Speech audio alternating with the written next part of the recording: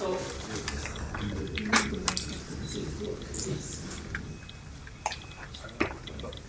geoscience, I'm coming from the oil and gas industry. I've been spending 20 years in the oil and gas. I've been spending some years doing research at university and academia.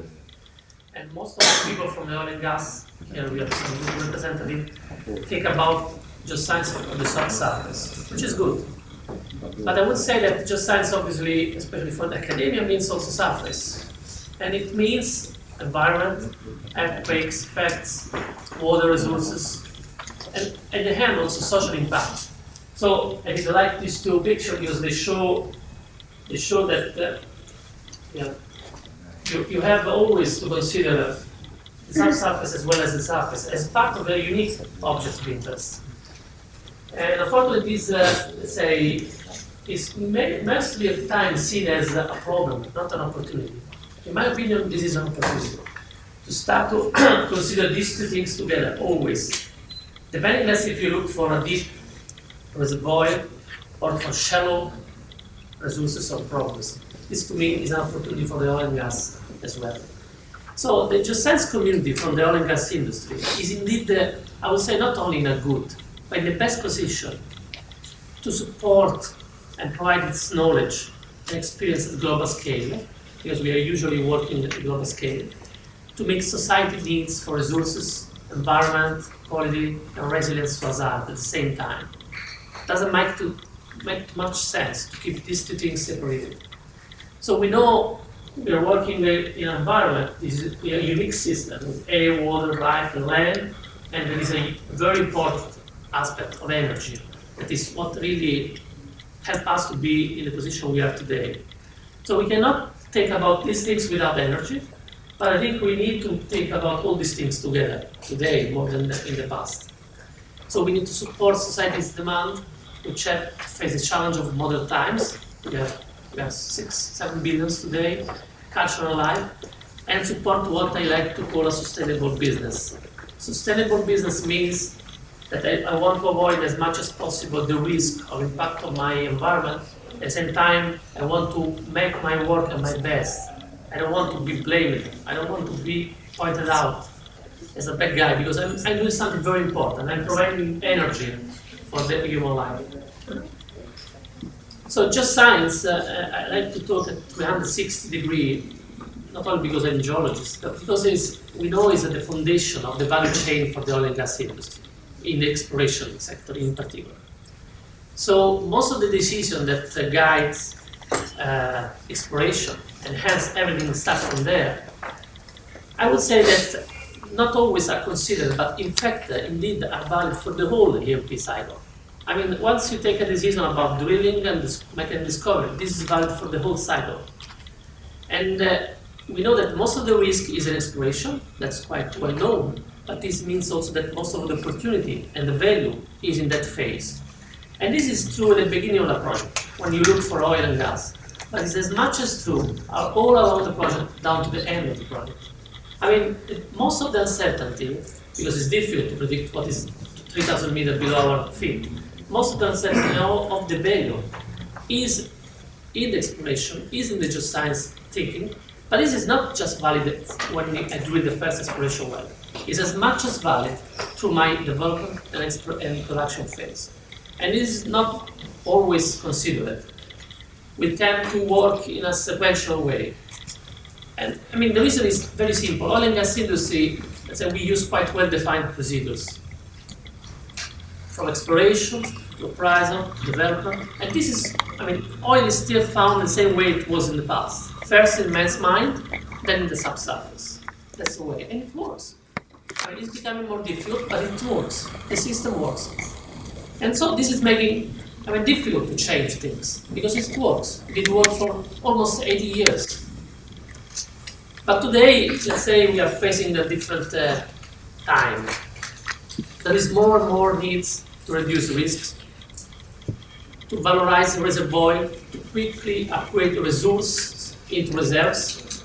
So what I consider is possibly there to what is proven to be there, to increase the capital efficiency, because nobody wants to keep money in a bank just for there. They want to make sure that big investments are recovered quickly. So there is the need to achieve short time to market, anticipate revenues. All this is happening while geological settings to explore are becoming increasingly complex. Deeper and deeper water, subsalt, and more difficult things to be solved by geologists. So all these should somehow ease pushing companies to be more efficient and implement change also in their organization models, even more considering the recent years of a low oil price scenario. So, and the push towards renewable. So, let's say the oil and gas industry, and I feel as part of that, is having a lot of pushes. Renewables, environment, more difficult, more risky to find oil and gas. And we need to think a little bit differently in respect of the past. So this is just an example, as I'm from Italy and I did work for 10 years from ENI. This is what ENI, which is a quite big company in Italy, is doing in the recent years. One solution is not the only one, so there is to parallelize workflow and activities. Instead of keeping a simple sequential steps, like I do exploration, then I move to appraisal, then I move to development and production. And most of the times, there is a lot of information that is lost along the way. Most of the time, at the end, is an engineer issue. At the beginning, is a geological issue, and there is not much link between these two. And what ENI is doing in this recent year is taking this exploration reservoir, engineer, and procurement execution phase and trying to parallelize them. What this means is that you take a little bit more risk at the beginning. You force people to think at the same object from the early stage.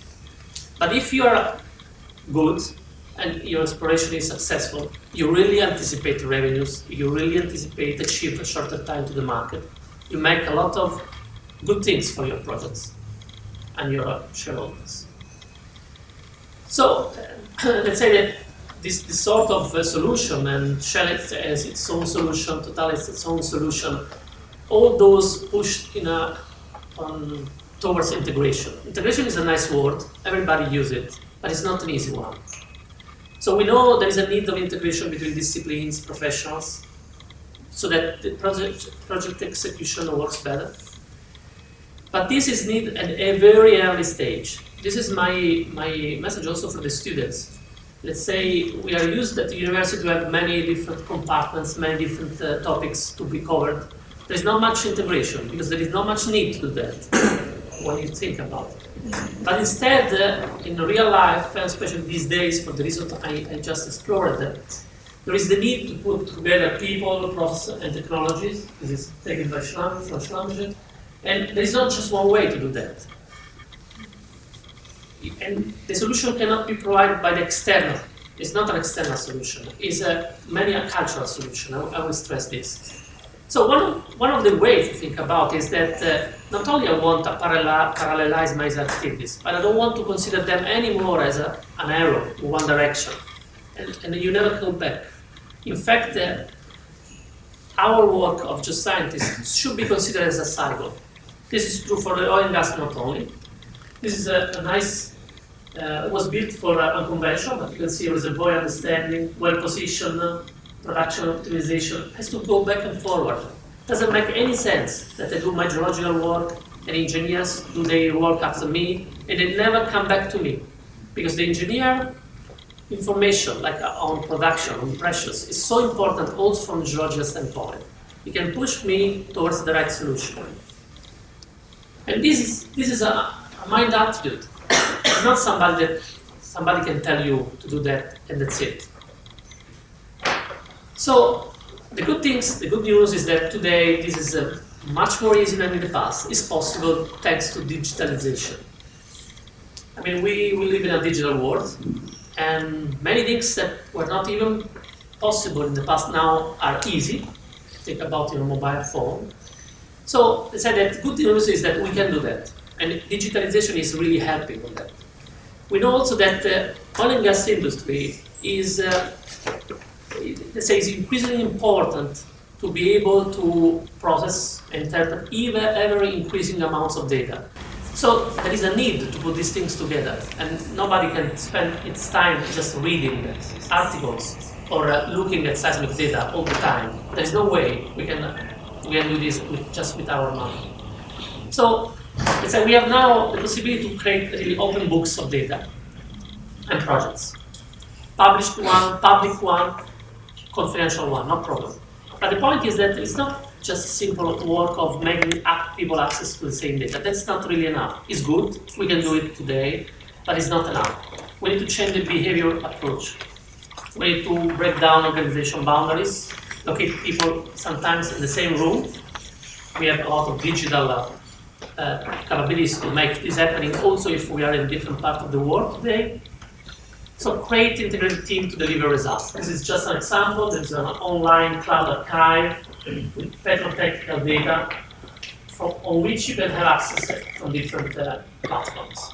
This is today a reality. I mean, we don't need to invent anything. This was invented for others and for us, and it's there. You just find the right way to implement it.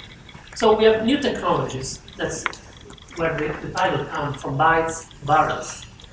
That is providing us a lot of different tools, very amazing, fascinating tools. Calculation powers, drones and robotics, like innovation, 3D capabilities and graphic solutions, mostly developed for PlayStation reasons, but very useful for oil and gas.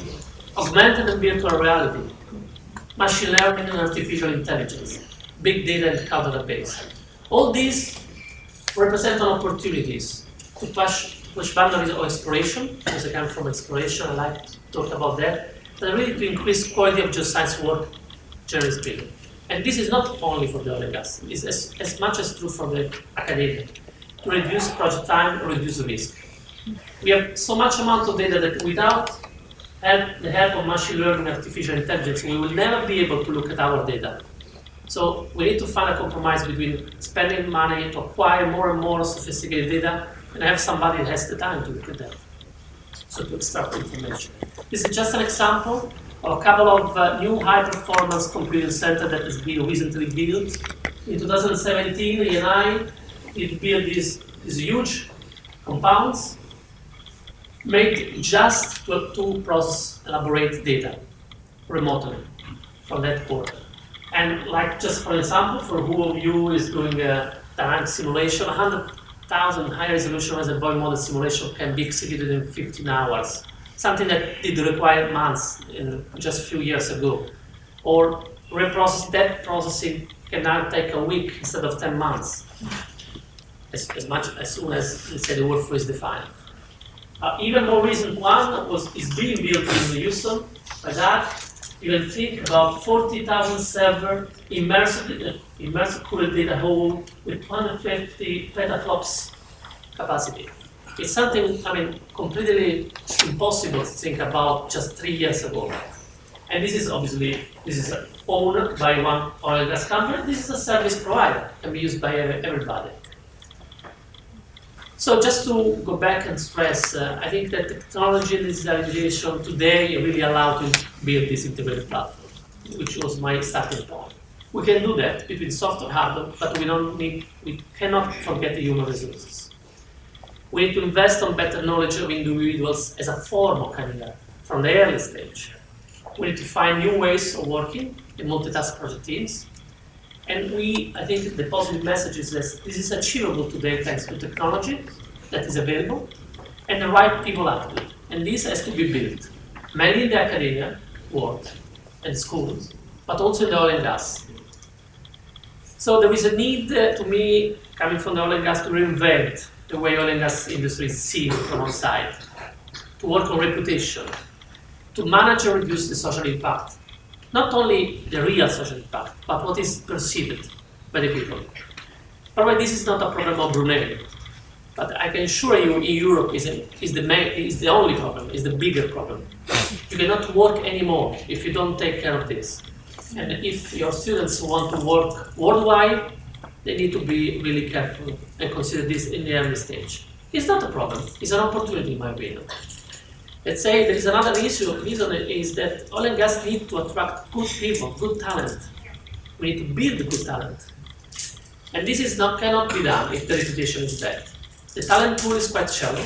There is a lot of push towards technology, for example, towards IT companies, but we still need a lot of good people to provide energy for the next 200 years. And if we consider millennial generation, what the youngs are used to be in terms of social, digital environment, social networking, easy access to rich media information, and really we need to change something in the way the business is managed. And also the data is managed. Confidential is important. We know how expensive it is to acquire a data, but it really doesn't make sense to create walls around. It did make in the past, it's not making any more sense today, in my opinion. So there is really, to me, the need for right-minded attitude and culture. So digitalization, big data is nice, it is very important, but it's not enough. What I like is to say we need to move from volumes to values. This is usually in the oil and gas industry, it means that it's important to find new hydrocarbon discoveries, but it's also important to give value to what you already found. So to extract value from your discoveries, from your fields, to make sure that the life for your fields is as long as possible, etc. But to me, it also means that you need to move to an attention to volumes, also to attention to values that consider the social impact of your activity, and which is positive because we create energy, but has to consider a 360 degree. So we need to, and in these terms, geology is geoscience generally speaking is very important because it can help to spread and disseminate the right culture and technical knowledge across the E&P cycles and not only. And to do that, you need to start from the base. And the base is always, in our business, is geoscience from a technical standpoint, but it's training and knowledge from a more general point of view. So to conclude, I like to stress the importance of a cultural training, not only technical scientific. It's important to have a lot of skills, but it's important to have attitude.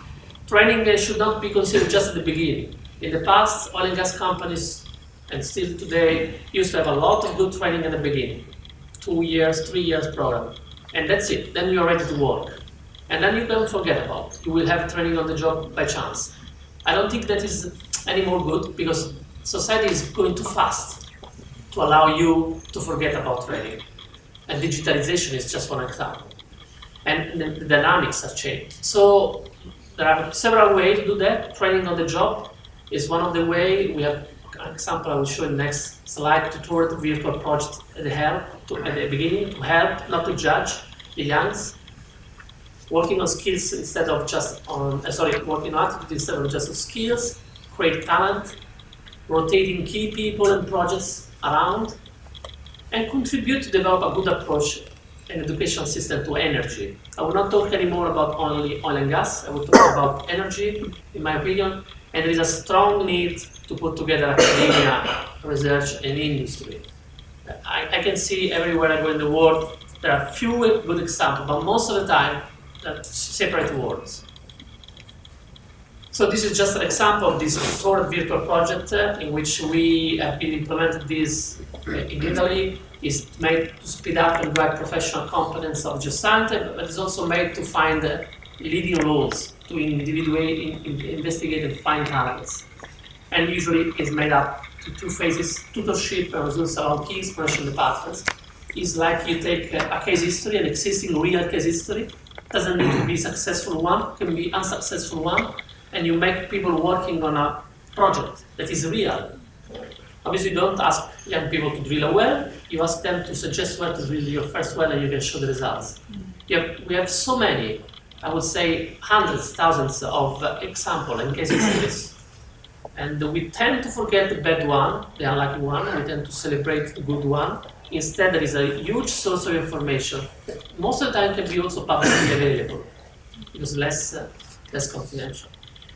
We know that today technology allows us to do e-training in many different ways, distance learning studios to share specialist know-how, course capturing and broadcasting to build experts' experience, immersive training techniques, tutorial self-learning. Everything is good. Now we can do much more than we could in the past. But the key point in the middle of this is the people. And finally, virtual reality geoscience training example. There are many companies developing these kind of tools. not only to play with the PlayStation, but also to teach geology. And I mean, the idea that you have integrated platform in which to consider at the same time seismic data, geological data, surface and subsurface data, and look at outcrops, not the necessity to be there, which is always expensive and not easy to organize for big organizations. It's something that we should all think about from both sides, academia and oil and gas. And with this, I thank you for your attention.